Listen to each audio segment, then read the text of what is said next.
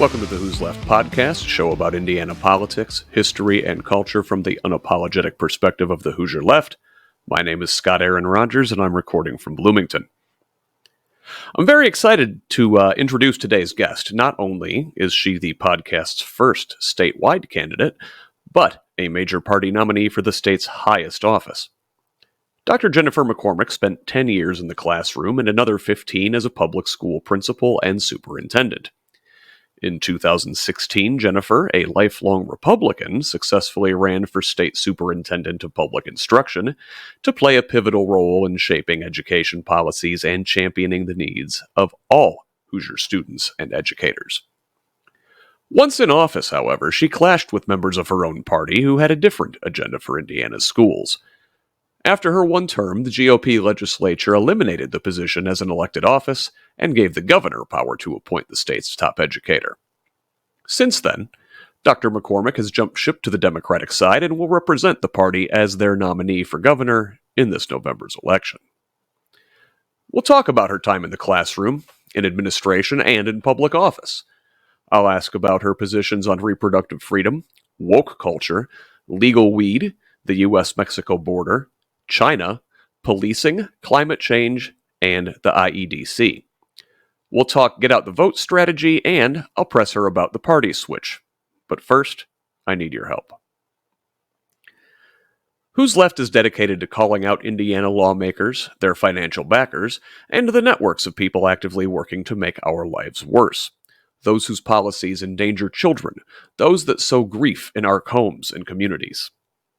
I work to highlight these bad actors so we can replace them with more empathetic leadership and also shine the spotlight on the Hoosier activists, organizations, and elected officials who are doing the hard work to build a more just, equitable, and compassionate Indiana. But I can't do it without you. I rely on your financial support from paid subscriptions over at scottaaronrogers.substack.com. For $5 a month, or only $50 a year, you can help me push our state in a better direction, and help my family in the process. Even if a paid subscription doesn't work for you at this time, you can still help. Subscribe at the free level over on Substack. Set your favorite podcast player to auto-download new episodes of the show. Rate and review the podcast on Apple or whatever platform you use. Follow us on social media at facebook.com/whosleft, that's HOOS left, and I'm personally at ScottRog78, that is SCOTTROG78 on Instagram, Threads, and the platform everyone still calls Twitter, and on Mastodon at ScottRog78 at Hoosier.social. And now, for those who want to see my face, we are also debuting on YouTube and TikTok. The handle on both of those is at Who's Left. But, most importantly, pass on the word. Forward the newsletter to a colleague. Don't just like, but share on social media. Radicalize your friends. Let's make beautiful propaganda together. With your investment, a full-time Who's Left looks like new content every day. It looks like zooming out to see how the forces at work in our state function nationally, even globally. I do not plan on paywalling any content because I believe in open access to information, and your support helps make that content freely available to all Hoosiers. But I need your investment in order to do this full time. To those who have contributed already, thank you. You have my undying gratitude. To everybody else, thanks for listening. Here's my interview with Dr. Jennifer McCormick. I so much appreciate you joining the Who's Left podcast. Welcome. Thank you. I appreciate you having me. So, for those who don't know, Dr. McCormick is running for governor as a Democrat, and I believe is the only Democrat in this year's race, or has at least been officially endorsed by the party. So, let's get to know her, because this is who we're voting for in November. Tell us about yourself. Tell us about your life growing up as a Hoosier and how you got to where you are today. Yeah, so born and raised in Indiana. I have lived in rural, suburban, and urban areas of Indiana, which also I think is extremely helpful for what I'm attempting to accomplish here. But I grew up in Newcastle, Indiana, and went to school K-12 there. I was actually born in Scottsburg, and then my family moved to Newcastle. But went to K-12 in Newcastle, lived on the family farm. So I'm a fourth generation farm family. Farmers from Adams County who came to Henry County and kind of stabilized there, but grew up on the farm and have since returned to that farm. Professionally, once I graduated high school, went on to Purdue, Ball State, ISU, the whole drill on the higher education. But I was a special education teacher, which I think has molded a lot of what I believe in being a champion for all. Also, I was a sixth grade teacher, an elementary principal. I was a local superintendent at Yorktown Schools, which is nestled right between Anderson University and Ball State, which is interesting. And then went on to be our 44th last elected state superintendent. I am a wife of an educator. I am a proud military mom.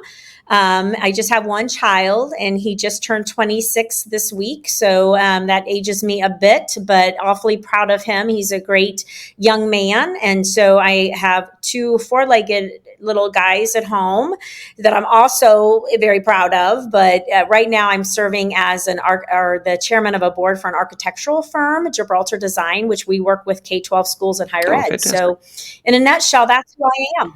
Okay. Can you tell me just a little bit about your time as a special ed teacher? My son was a special needs kid, and just like some of those people that helped him along the way, were just like the most beautiful, wonderful relationships. It's really just such like rewarding, fulfilling work, and I don't know, it just draws lovely people. Yeah, I loved it. It taught me a lot. I probably learned more than I felt like sometimes I taught the students. But when I graduated from Purdue in elementary education, it was at a time where there were no teaching jobs, if you can imagine that. And I got a job at the Henry County Youth Center, which was a facility for students who were pulled from homes for a lot of reasons, or who were incarcerated as youth. And it had two different sides of the facility, and I worked both sides. And during that time, there were a lot of kids who were identified with special needs. I also was very involved in helping them with their schoolwork and just life. And so it was the best training ever. And then when I left that job, I got into a special education position at a small rural school in Delaware County, West Del, which was awesome. But I loved every experience of it. What I loved about special education is obviously the students. I mean, I had wonderful students throughout my tenure as a special education teacher, but you have that unique experience to get to know the family more so, because there's a lot of involvement. Also, the support systems around the child. So whether that's OT, PT, behavioralist, it was a team effort. And I got my eyes opened up to the need for more in the field. And I also had my eyes wide open to the need for more services. I'm also very clear-eyed on the expense of those services to families, and the important role that our schools play in that. So it was very humbling. And again, I feel like I was a good teacher, as a good special education teacher. So much of that's about relational in special education. What I didn't like about that position was the paperwork. And I think it takes a lot of people away from that position because it is daunting. Where I went to work with kids, I feel like so much of my time was being spent on paperwork, and that too needs to be addressed. Oh, so thank you for talking about that. I want to fast forward from there a little bit, but also rewind from our current point, what seems like a lifetime ago, and talk about 2016. So that year, you, as a Republican, defeated Glenda Ritz, the Democrat, to become state superintendent of public instruction. She had gotten into clashes with the Republican supermajority in the assembly and with the governor. And so you coming in was supposed to smooth things out, and you were supposed to play ball with like their privatization efforts, and things didn't exactly go that way. Can you tell us about your time there? Yeah, so when I ran for office, my intention was truly, I was a local superintendent at the time, and I knew that there was some room for improvement. from that state level. So I didn't question the intentions. I didn't question the people. I just questioned the operations. And so when I ran, it really was not heavy partisan for me. It was about, there was an issue. A lot of us were talking about it, who was going to run. And so when I got into office, I truly took it seriously as all means all. I was serving all, regardless of political affiliation. I was helping all kids, all communities, all families. And then what I quickly learned is the same thing that Superintendent Ritz was up against, as far as just the incredible amount of pushback. Now, there's different ways to handle that, and it wasn't easy no matter what. But I felt like our team did a good job of trying to balance that pushback and staying true to having a voice that was still being listened to, but also trying to getting some things accomplished. So, it wasn't easy. The State Board of Education could be quite difficult, which was heavy appointments, and we're there for a reason. We are up against, as you mentioned, a lot of the privatization and the choice issues. And, we really used a lot of data and our messaging to help with that. But yeah, it was incredibly difficult. I'm not going to pretend it wasn't, but and I knew you think what Glenda Ritz was up against until you are the one that's up against it. And it, there was nothing easy about it. And so, but our team did an amazing job. So you managed to get some good things done while you were there. Do you want to talk about that? Yeah, we got a lot of good things done. And I think if you ask school systems, they will still tell you that it was an amazing time for them. We were in direct partnership with them. We did great work in the social, emotional, behavioral learning space, the SEL space, that's now a dirty word. We did amazing work in STEM, the science, technology, engineering, and math. We did amazing work in literacy, and a lot of it got shut down, which here we are today talking about the disaster in literacy when we were trying to get that going as soon as I walked in the door. And I know Glenda's team also had some things in place. So there were a lot of good things that we did. We tried to kind of systemically get things organized, which I think was helpful for schools. We were very much about the customer service of schools. So we did a lot of things right. Our goal was, how do we help educators? How do we help school systems so they can best serve kids? And that was always our focus, was the kids first, always focus. So the supermajority, the legislators, and the governor have differing views on public education. So, you butt heads with them. Did you decide that you were leaving the office after the one term, or did they decide to make the office an appointed office before that? No, I decided to leave the office. Now, there was a lot of rumblings. A lot of people remember there was a lot of rumblings prior to that, as far as making an appointment. Indiana has not been shy about that since Mitch Daniels' first year in office, and probably prior to that, I don't know. But I know starting then, and that's when I was aware of the rumblings where they were trying to make that into an appointment, which I think is a mistake. I think that is the voice of the people. I think that is the avenue in which people have a voice into half of our state budget and 90% of our schools that our families choose. And they took that away. And they took it away for a lot of reasons, but mainly I would say power. I mean, it's about empowering and pushing agendas that the majority of people they knew wouldn't get behind. So, but I made that decision to leave office for a lot of different reasons. But part of it was I feel like I could use my voice better at the time, in maybe, different avenues, in which I did continue to do by helping Democratic candidates, by using my voice in other ways, by helping schools. And so now I think, this is another way in which I can, serve Hoosiers. So, on your way out the door in 2020, you're still a member of the Republican Party in good standing, but you are endorsing Democrats for certain offices during that year's election cycle. That's correct? Yeah, I got myself a little sideways according to the party when I went on the bipartisan listening tour with Senator Melton at the Mm, time, now Mayor Melton from yeah. Gary. And so when I went on that listening tour, truly it was an attempt by both of us to like show a Democrat and a Republican going on the road, and that it can be done and we can survive it. And we're going to, and we were friends, and, we had difference of opinions on some things, but we were like, let's do this. Let's listen to the people. We had a great response. And I remember a reporter saying, they took you off the website. And I'm like, who took me off a website? And they're like, the Republican Party. I'm like, I don't care. I didn't even know I was on their website. I mean, it's like, that's not why I was in office. That's not why I ran for office. That's not why I would ever do what I was doing to begin with. And I wouldn't do anything differently. But yeah, so I did leave the party probably earlier than that, as far as just, making sure my, helping who I was going to help, and changing gears, because for me, it was about values. When I went into office, I did it for making sure Hoosiers had a voice, they had opportunity, and they were empowered, just like I did as a classroom teacher, a superintendent. I mean, my whole professional and personal life. I mean, empowering people is what I was set to do. And so, it's not about using power over them. It's about empowering them. And so when I, through all that, it was about, I saw that not happening. I saw that the Republicans, their values and my values were clashing.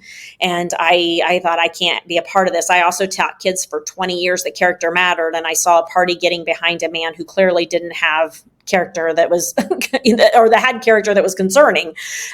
So I was like, I cannot get behind that. Never voted for Trump, never will vote for Trump, never was behind Trump, never will be behind Trump. I just cannot get behind a party who is behind that type of leadership. To me, it's nonsensical. Yeah. So I guess was there like a final straw? What that you were like, okay, I'm a Democrat now, and when you officially made that switch, I don't know, does it cause you to like look it back and go, I mean, like, I don't know, why was I a Republican in the first place? Like, I don't know, did I go along and get along, or did I hold those core values? Because I'm coming from the left edge of the party, and I'm like, well, no, man, I knew that was garbage the whole time. So, yeah. I guess, tell me about that evolution. Yeah, so compared to a lot of people who are political junkies, I was not really politically involved. I mean, and I was like most of Americans, like most Hoosiers, you hear the messaging and you're not knee deep in it.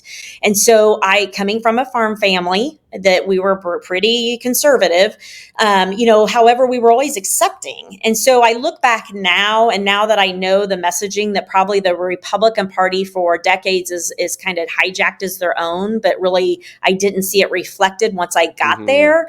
I saw the Democrats who were fiscally responsible. I saw the Democrats who were fighting to empower people. I saw the Democrats who were fighting for opportunities. I did not see the Democrats trying to waste a bunch of money. I did see, however, the Republicans spending recklessly, which was a waste of money. So what I had grown up believing and thinking, like most Hoosiers that I've talked to, once you really educate and are informed and better educated and informed on issues, it was easy for me to switch those parties. But I do look back and think, wow, was it always this obvious? And I just wasn't as informed as I should have been. But I would say that's true to a lot of people. Yeah, it's true. I mean, most people don't have time to absorb themselves in the news cycle every day. It's exhausting. It's anxiety inducing. It's hard to see the forest for the trees when the trees are coming at you really fast. Yeah. So you said you did not vote for Trump in 2016. Nope. Did you vote for Hillary Clinton? Did you vote third party? Did you leave that one blank? Yeah, I mean, I usually don't leave something blank unless it's a real problem, or like I'm just not as informed as I should be. But I did vote for Hillary Clinton. I've not been shy about was that my ideal candidate? No, in a lot of ways she wasn't, but she was.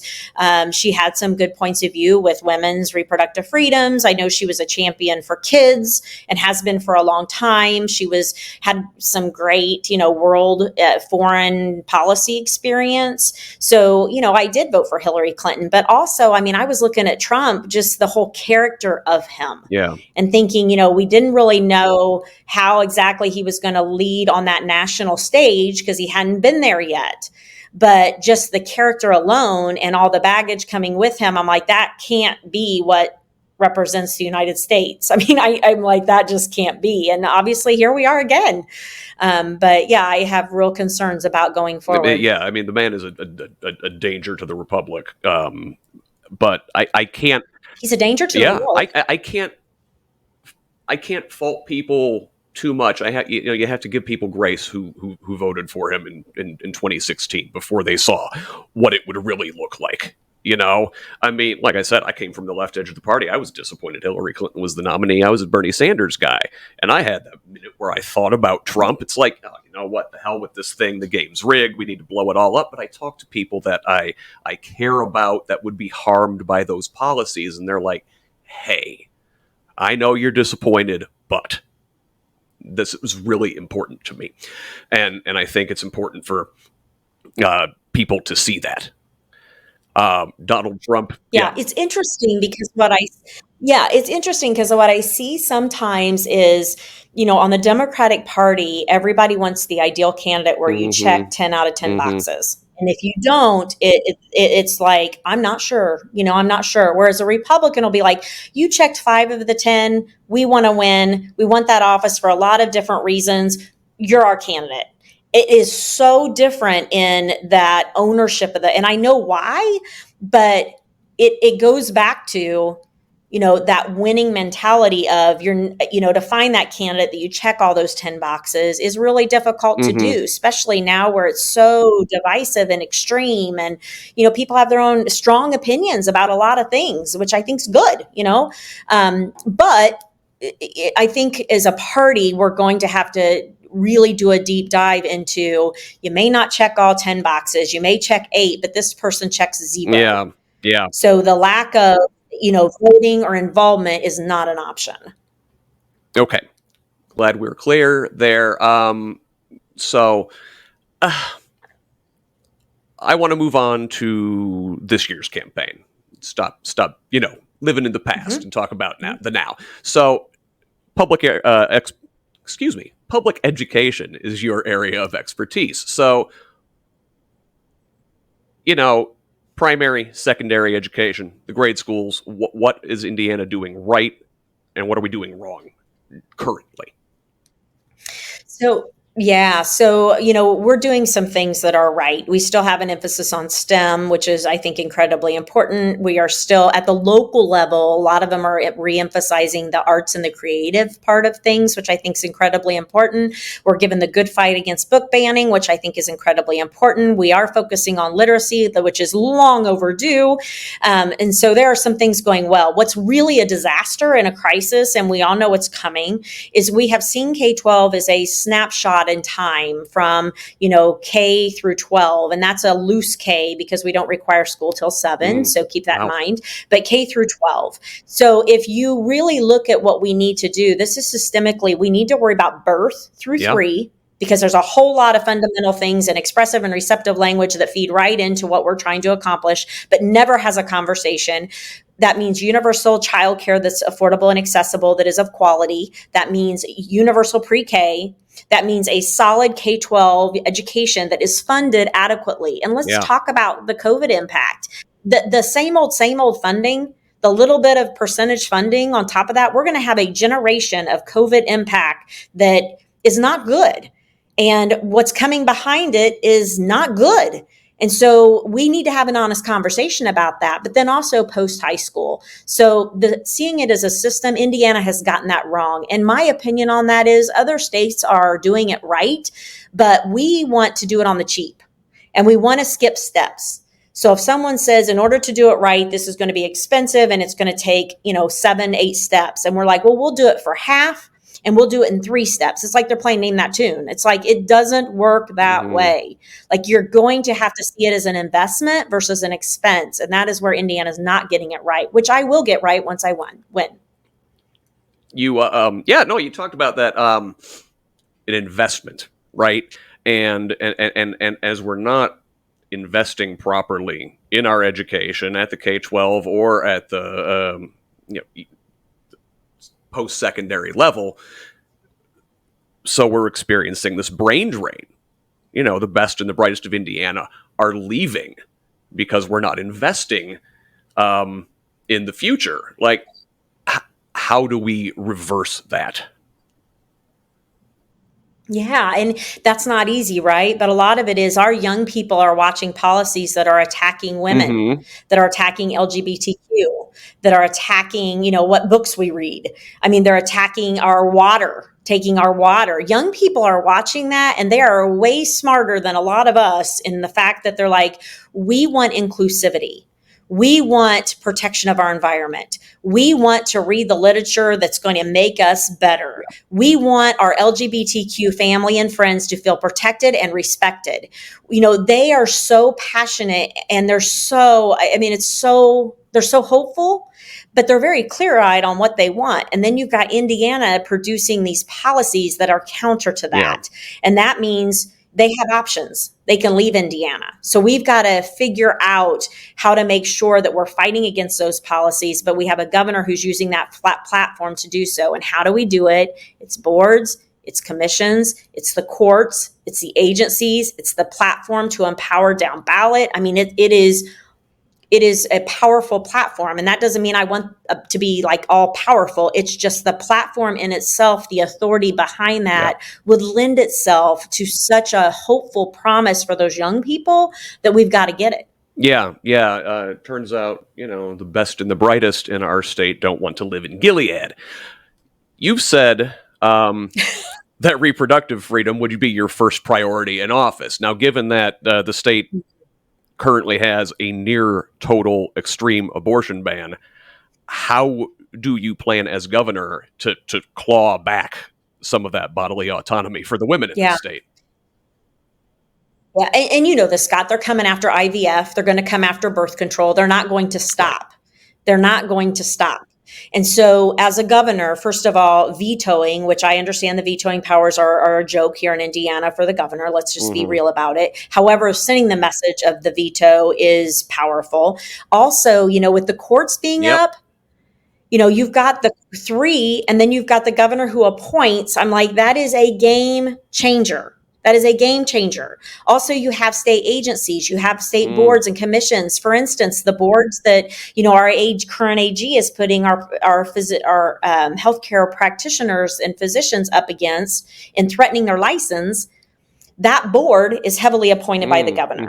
So there are things that can be done in order to counter that. I mean, what a wonderful thing for a governor to stand up and say it's time for ballot initiatives, for significant change.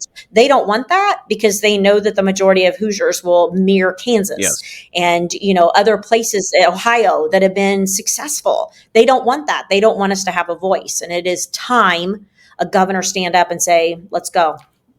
So, Republicans constantly use the word woke as a pejorative. What does woke mean to you? Yeah, so they've hijacked the term, right? So woke is just for many of us, that term was always an awareness. It was being educated, being informed on a lot of societal issues. I mean, it was just being in tune to things and being well educated on it. And they've really hijacked it to be like an extreme term that is someone who is just, way out there on issues. But I think the majority of people, if you really look at the definition of being awake on some of these things, that they can get behind it. It's just unfortunate it's been hijacked. It's a hard one to break through because the messaging from Trump played out in that and it stuck. On the opposite end of woke, what if I want to get sleepy and I need some assistance? Do you support legalizing recreational cannabis in Indiana? I was not knowing where you're going with that. So So with the legalization of marijuana, here's what I will say. I think Indiana needs to take those steps toward that. However, we have got to learn from our neighbors who have made some mistakes. So we need to have a well-regulated industry infrastructure in place, and that would maybe start with the medical marijuana to make sure that it's rolled out in such a way that it's not a mess. And so I do think it's time. We're losing out on a lot of revenue. I talk to a lot of people in the healthcare space that are wanting that as their own decision, that they want to partake because of medical issues, and they're not feeling like they're able to do that legally in Indiana. Now, don't kid yourself. They're telling me they're going to get it. They're leaving the state of Indiana. So it's not that they're going without. It's just, they're like, this is ridiculous. It's all around. And so there's so much usage in Indiana, which again, I mean, I'm not promoting, hey, let's just free for all, but I think it's time for our state to move in the direction of having that really good infrastructure and looking at medical for sure. Is there a state that's doing it well that you would model Indiana after if you could? Well, I think they all have parts. So, people who have rolled it out instead of going 100% recreational, I think we can learn from different people in different parts. Would I say someone's got it perfected? I'll be honest, I've not found that. But I do think that, learning from those who probably, that I know would be helpful as far as what did you do that went well? What did you do? Being one of the last to go in that respect has some benefits because we've got a lot of states that can help us. So is there a perfect model right now? Someone who just did it so well? No, I don't think so. You visit Michigan, visit Illinois, you partake when in Rome? When I visit? Yeah, no? No. Okay. No, sorry. Fair question, though. So, Mike Braun's campaign ads focus so much on the U.S.-Mexico border. Last time I checked, Indiana's nowhere near the border. What are your thoughts on the situation down there, and what can the governor of Indiana even do about it, or should they do anything about it?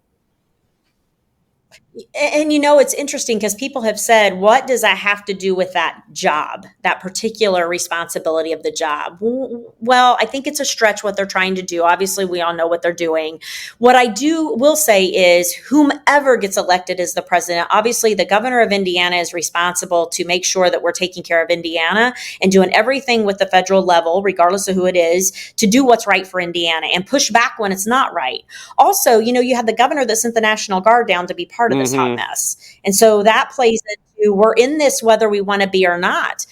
We just had a bipartisan bill that we also had those who represent Indiana vote no. And there were Republicans and Democrats that said this is the best it's been in decades. Like, let's push it a little. So I think the goal for most people I talk to across Indiana, regardless of political affiliation, is would you be a governor who would support an immigration system that is reformed in that people have a pathway to citizenship, doing it the right way, but also keeps citizens safe. And I don't think that's asking too much. It can be solved. But what we're seeing now is you have got Donald Trump and a lot of the people who follow Donald Trump that aren't wanting it solved. And so we get commercials from a gentleman who has been endorsed by Trump and has endorsed Trump. The lieutenant governor has endorsed Trump, and they're all acting like, there's this crisis and the Democrats aren't wanting to solve it. And that's just not true. It's not being accurate. It's not being truthful with Hoosiers. So I understand why they're doing it. I don't agree with it. I do think chaos. Immigration, yeah, that's their entire strategy. Yeah.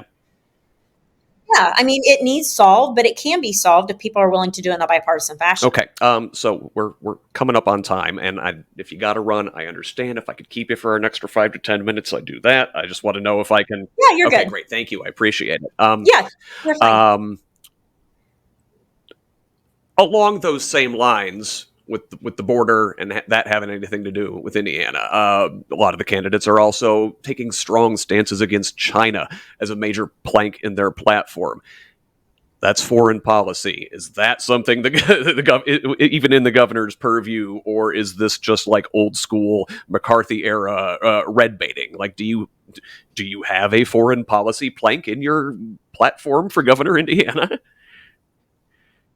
Yeah, I mean, like any country that we do business with or that is interested in our farmland or that, we export import. I mean, any company, obviously, we're going to pay attention to, right? We're worried about national security, but we also have economic development. So clearly we would be playing on the international stage. And so that only makes sense to be aware and have a good person who is in charge of all of that. But I mean, yes, that awareness is incredibly important.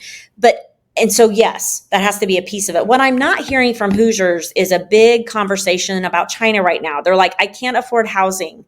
My groceries are too expensive. They're tearing down my public schools. I can't find childcare. I get $15 an hour and I can't make it. I'm hearing every day issues that impact Hoosiers. Although, yes, we have to pay attention to international issues, 100%.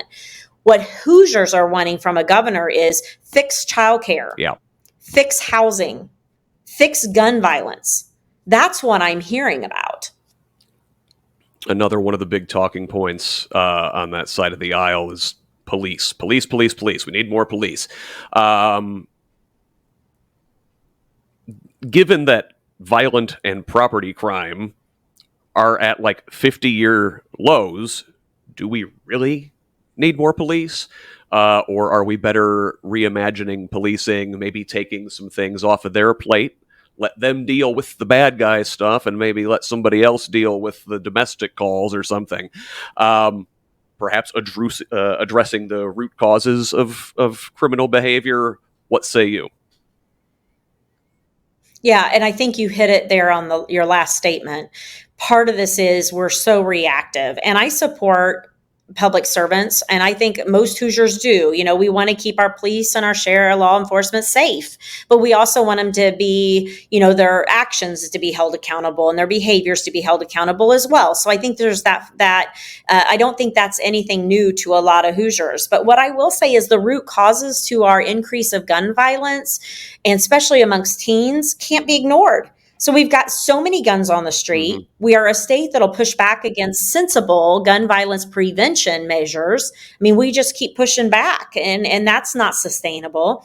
There's just a lot to be learned about also local autonomy in this space where our state, again, Republicans will say local autonomy, local control until they don't like local decisions. And they're like, just kidding. So that's not sustainable. But there are a lot of good local models, good local organizations that are helping to try to combat a lot of what we're seeing with the community violence. But, and if they say, I have to trust a mayor who says, look, we're 15 or we're 50, depending on the size, or we're 200 shy in our forces and we need some manpower, that's one conversation. I don't have all that information from that individual local levels, but I think empowering the local to do what they need to do, but also addressing the root causes. I mean, mental health. I mean, we are pretending like there's not a mental health crisis in Indiana. And so when you ask a police officer or you ask, anyone to go to a home, even, a first responder of any sorts to go to a home and there's a mental health crisis there, that has such potential to be not good. Yeah. And so where is that? Where are the healthcare providers? Where are the resources? Where's the conversation? Where's the finance? Where is it? Yeah, exactly. You're talking about local models and local governments doing good things. I live in Bloomington.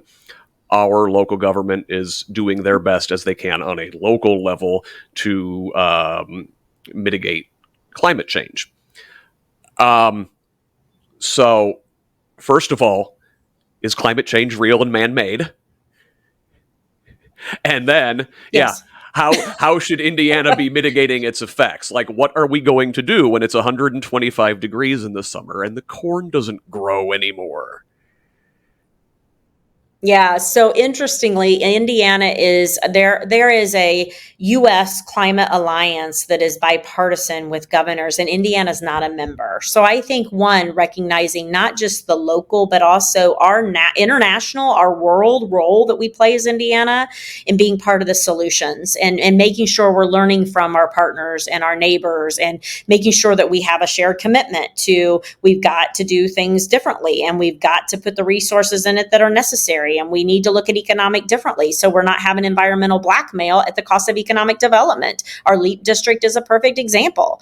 So there are a lot of pieces that go to it, whether it's, our wetlands play into all this, our forests play into all of this, our carbon emission plays into all this. There's just a lot of conversation that we need to happen. But like you said, can we admit it's a problem? Step one, is it a problem? Yes.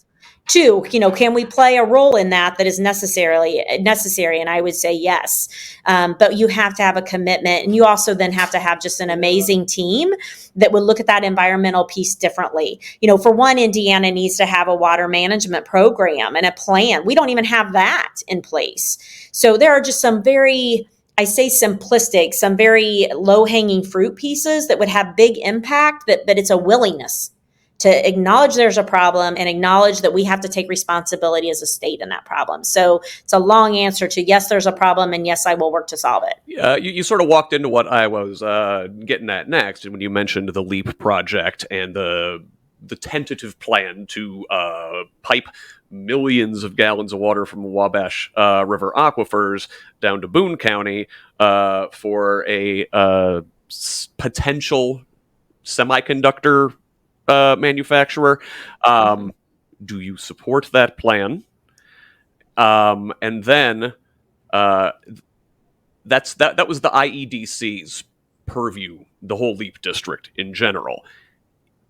They have a long history of inside dealing and corruption. Should it be eliminated, reformed? What can the governor do about that agency?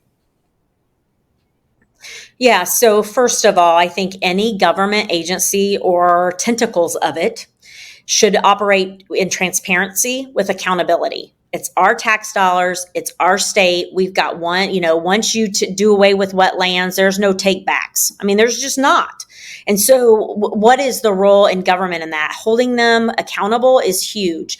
I am not a fan of what I see happening in the state of Indiana, and it is 100% environmental blackmail. It's if you want economic development, if you want good paying jobs, then you have to give up your water. If you want great houses, you have to give up your wetland. I mean, that's environmental blackmail, where they're saying if you want X, then you have to give up Y.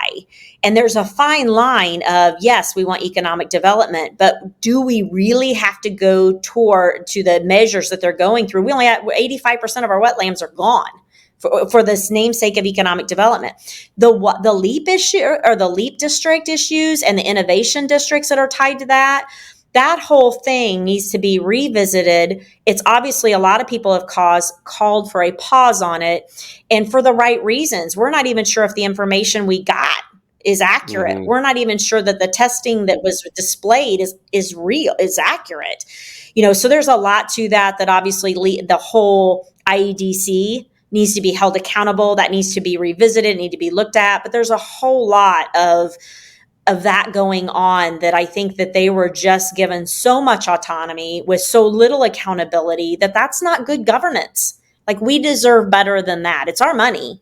It's our land. It's our soil. It's our water. We deserve better than that. We deserve better. It should be like the theme of the entire campaign this year, statewide, if it's not already. Yeah. But for everybody. Yes, up and down the ballot. So about that, you said you are pursuing a 92 county strategy in Indiana. 72 of the 92 counties are predominantly rural in nature. Okay, so of those 72 altogether, that's like a third of the state's population, meaning 2/3 of the state population lives in the other 20. In 2008, Barack Obama won Indiana by getting out the vote in those 20. Right. Are you, I hate to say wasting your time, because rural Hoosier voices are incredibly important. Do not get me wrong. But are you wasting your time in the rural counties? And how do you plan to excite the overwhelming majority of us to turn out who live in the cities and the suburbs? Right. So it's a great question. So 92 counties means 92 counties of differing levels of priorities. So you have, priorities that you're looking at concentration of voters and then other areas of concentration of uninvolved voters where they're registered, they're just no longer voting.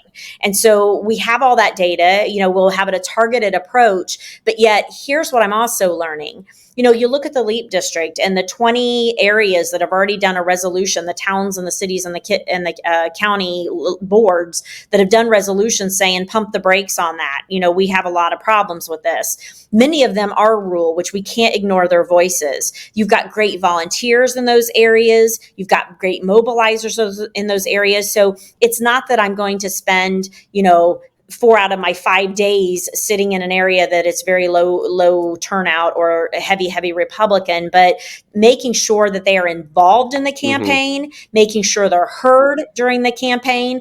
Too often they're completely ignored, and that does not work. So we are doing some touches with all county chairs. We are getting to some of those events where they're collectively coming together. We all energizing. We have 800 volunteers right now with very little lift. People are ready to go, and many of them are from rural areas. And I will be honest, many of them are Republican. They're like, I don't like extreme. We like your message. We like that you care about people. Let's go. And so, yes, 92 counties will be part of this campaign. Our emphasis, we know where we need to be. We know where we need to spend the majority of our time, but we will not do that at the expense of, not hearing the voices of, Fountain County or Posey County. I mean, they've got to be part of the conversation. Unfortunately, 70% of Indiana's schools are seeing a declining enrollment, over half of them declining in population. We can't sustain, again, a state that the economic situation in some of our most suppressed rural areas just gets ignored. And so that's a reflection of a campaign. If you ignore them up front, you're probably going to ignore them on the back end. So yes, they will be involved in the campaign, but yes, we do know a targeted strategy. I didn't even get into the effects of the Republican policies on rural schools, which is a whole can of worms in and of itself. Sure. But yeah. Before we get going here, I want to give people who like your positive, forward-looking message, where can those folks find you? Where can they donate? Because we're probably going up against a multi-millionaire in the fall. Yeah. And you know what? I am humbled at any time anybody gives a donation, no matter how big or how small. I am truly humbled because I know people work hard for their dollars. But we would appreciate volunteers. We would appreciate donations. Even $10 a month through the campaign goes a long way. That's a Starbucks coffee. So, but you can go to McCormick4gov.com. It's McCormick, and it's spelled out FOR. So McCormick4gov.com. There you can sign up to volunteer. We're getting ready to put our priority issues up. So I hope everybody takes a peek in the next couple weeks. And then also, you can go there to make donations. So there's a bio, the launch video, there's some good stuff there, but just encourage all of you. Our schedule will be put up. So if you want to attend events, we're also doing a lot of Zooms where people have said, I have a group of people and they just want to hear your message. I'm like, you get a group of people, you get their emails, we get it set up and we go. Well, you can do all that through the website. So my charge is name recognition and access. I think it's important that people's voices are heard and they know where I stand on these issues. I'm going to work really hard at trying to gain trust and support because we have the Republicans who are running, that's not an option for us. I mean, that's not an option. We deserve better than that. And we're going to show them we can do this. Well, on behalf of my listeners here, I thank you for giving us access. And it's been a pleasure. Yes. Thank you so much for joining us. And I hope to do it again sometime. Dr. Jennifer McCormick, everybody. Thank you. Thank you so much, Scott. Once again, that was the Indiana Democratic Party's nominee for governor of the Hoosier State, Jennifer McCormick. Now, I gotta be honest. Last year, when it became apparent Dr. McCormick was likely the only serious Democrat in the race, I wasn't super thrilled. Here we go again, I thought, nominating another cookie-cutter centrist, a Republican in Democrats' clothing. chasing an imaginary center instead of putting forward a compelling progressive. So I really wanted to understand her core values. And I believe her when she says she was never a terribly partisan person. Public school teachers, administrators, these are hardworking people without the time, generally, to be political sickos. It's serious mental and emotional work. It requires presence. You can't stay under headphones all day consuming podcasts like some of us. But they do understand the importance of public education and of organized labor. So I believe she brought the conservative values with which she was raised to the table, and she was generally apolitical until she got to the State House and saw how the sausage is made. And it turns out the nominal conservatives of the Indiana GOP aren't really out to conserve public education. I've been through this before, but it's worth saying again. The Republican coalition is a mix of economic libertarians who want to privatize every state function, and fundamentalist Christian extremists who want their religious indoctrination taught in schools. Both groups want to eliminate public education. In fact, Republicans don't want to conserve much of anything. Public education, the right to control one's own body, the environment, children's lives. These are radicals interested only in wealth and power. Again, I've been watching the GOP radicalize for decades, but if you're not a political sicko, that must be a shock to the system for a sincere public servant of any party. Do I agree with Jennifer on every issue? Probably not. We talked about this. But we do agree that quality public education is the backbone of society, that women deserve reproductive freedom, that systemic oppression still exists, that Indiana should legalize marijuana in some way, that climate change is an existential threat, that policing can be improved, that government should be conducted transparently, and most of all, that Hoosiers deserve better than we've been getting for the last 20 years. I'll take that over continued Republican supermajority rule every time. I'll take that over likely GOP nominee MAGA Mike Braun's extreme positions. Madman governor? No thanks. Madam Governor? Yes, please. Anyway, even the biggest rah-rah Democratic cheerleader knows Republicans will, in all likelihood, continue to control the General Assembly. Electing Dr. McCormick can give Hoosiers veto power over the worst GOP legislation. Her ability to appoint diverse people to boards, commissions, and especially the judiciary can help break the extreme MAGA stranglehold on our state. Just staying here in Big Ten country, look at Wisconsin and Michigan. Before Democratic governors grabbed a toehold in those state houses, both were trapped under Republican trifectas just like Indiana. Now, Michigan has a Democratic trifecta, and Michiganders have autonomy over their own bodies. Wisconsinites will finally have a chance to vote in fairly drawn districts this fall. We're a few years behind our neighbors, but Hoosiers deserve better. We can have nice things, but it starts by breaking the supermajority and electing Jennifer McCormick this November. Thanks for being with me. Again, subscribe at scottaaronrogers.substack.com. Follow me on Facebook, YouTube, and TikTok at HoosLeft, and on most other social media sites at ScottRog78 if you want to reach me. Send me a DM on the socials or email me at scottrog78@gmail.com. Until next time, this has been the Who's Left podcast. I'm Scott Aaron Rogers. Love each other, Indiana.